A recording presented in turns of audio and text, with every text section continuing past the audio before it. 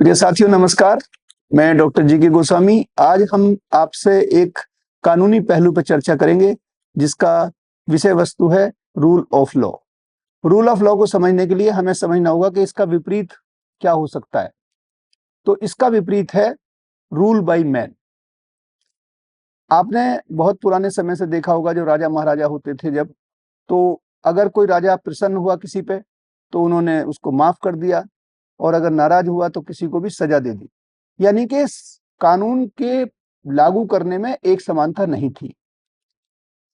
एक कंसेप्ट आया 1215 में ब्रिटेन के अंदर, जिसका नाम है मैग्ना कार्टा। मैग्ना कार्टा ने यह स्थापित किया कि कानून सर्वोपरि है, राजा भी कानून से ऊपर नहीं है, और यहां से रूल ऑफ लॉ को स्थापित करने की नींव पड़ती है।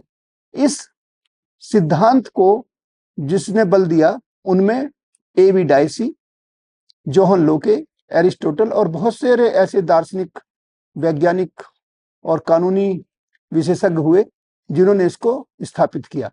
साथियों, रूल ऑफ लॉ के दो महत्वपूर्ण पहलू होते हैं। नंबर एक, इक्वलिटी बिफोर लॉ और equal protection of law.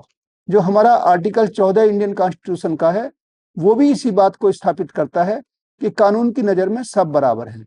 Equal protection भी देता है और इक्वलिटी भी देता है। तो रूल ऑफ लॉ जो है किसी भी डेमोक्रेटिक सेटअप में डिस्क्रिमिनेशन को रोकता है, लोगों में कानून के प्रति विश्वास को जागृत करता है, और जो भी मार्जिनलाइज्ड लोग हैं उनके अधिकारों को भी संरक्षित करने का एक मौका देता है। अगर ऐसा नहीं होगा, रूल ऑफ लॉ नहीं होगा, तो जो पावरफुल लोग हैं वो गरीब लोगों को, या जो ऐसे समाज के दबे कुचले लोग हैं, उन पर अत्याचार करेंगे। तो रूल ऑफ लॉ को स्थापित करने में हम सभी को आगे आना चाहिए, और इससे हमारा समाज, हमारा देश, हमारा विश्व सभी उन्नति करेंगे। इन्हीं शब्दों के साथ हम अगली बार आपसे बात करेंगे मैग्ना कार्टा की डिटेल में। तब तक आपसे मैं विदा लेता हूं। नमस्कार।